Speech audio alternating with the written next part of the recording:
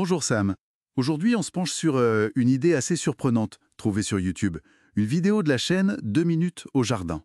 L'idée, transformer l'ortie, oui, l'ortie qui pique, en une boisson maison, détoxifiante, stimulante, c'est ce qu'ils disent. C'est quand même intriguant, non? Bois de l'ortie. Notre objectif, c'est de voir un peu la méthode, ce qu'il y a derrière. Ah oui, c'est une idée intéressante. Valoriser une plante comme ça, si commune, qu'on voit souvent juste comme une mauvaise herbe, quoi, et en faire une boisson qui pourrait être bénéfique. Alors, regardons ça de plus près, comment ils proposent de faire. Alors la méthode, d'après la vidéo, ça a l'air assez direct en fait. On cueille les jeunes pointes d'ortie, loin de la pollution, bien sûr. La vidéo dit bien éviter les bords de route, logique. Ensuite, un bon lavage. Il suggère même un peu d'eau vinaigrée. Pour enlever les petites bêtes, c'est ça? C'est ça. Puis on met les feuilles dans une bouteille, sans tasser. Oui, simple. Mais il y a un détail technique important qu'il souligne. L'eau. Faut utiliser de l'eau du robinet, mais qu'on a laissé reposer. Ah oui, ok. Pourquoi ça? L'idée, selon la vidéo, c'est de laisser le chlore s'évaporer. Ils disent que le chlore pourrait altérer des composants comme le fer de l'ortie. C'est une précaution qu'ils donnent. Bon, après, on remplit la bouteille d'eau et hop, au frigo pour 24 heures. D'accord. Et après ces 24 heures de macération à froid, qu'est-ce qui se passe? L'eau change, j'imagine. Exactement. La vidéo montre que l'eau prend une légère couleur. Il parle d'un échange qui s'est produit. En gros, des composés de l'ortie sont passés dans l'eau, c'est l'idée.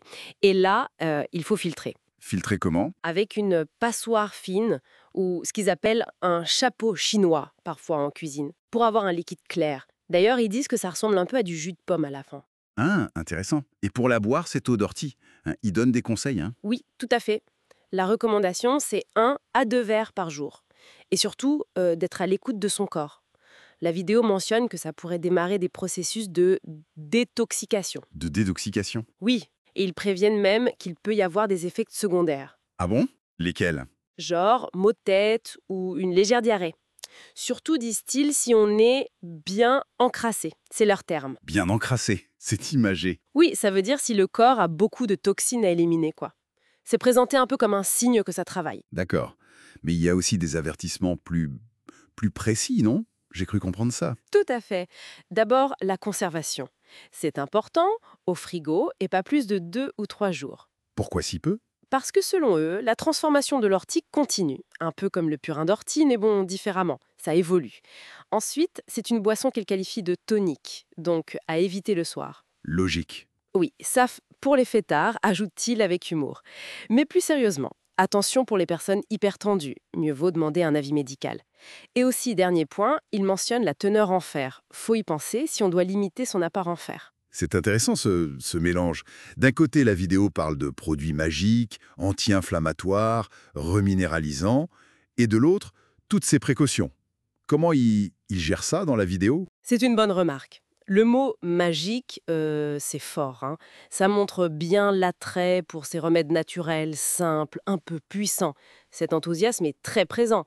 Mais bon, faut être clair, magique, c'est plus une appréciation personnelle de celui qui fait la vidéo. Ce n'est pas une preuve scientifique qui l'apporte là. Les effets anti-inflammatoires, reminéralisants, oui, ce sont des propriétés souvent associées à l'ortie traditionnellement.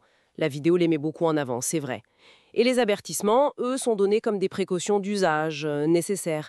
Il n'y a pas vraiment de discussion critique, genre peser le pour et le contre dans la vidéo elle-même. C'est plutôt, voilà les bienfaits et voilà les attentions à avoir. Donc, si on résume, la vidéo nous donne une recette simple, économique, pour faire de l'eau d'ortie.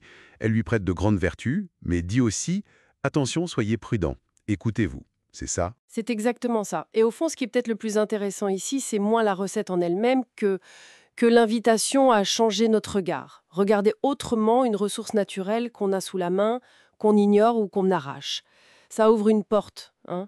On peut se demander combien d'autres plantes comme ça ou de savoirs anciens liés à notre environnement proche pourraient avoir des usages, des propriétés qu'on a oubliées ou qu'on sous-estime. C'est une piste de réflexion, je trouve, une invitation à la curiosité.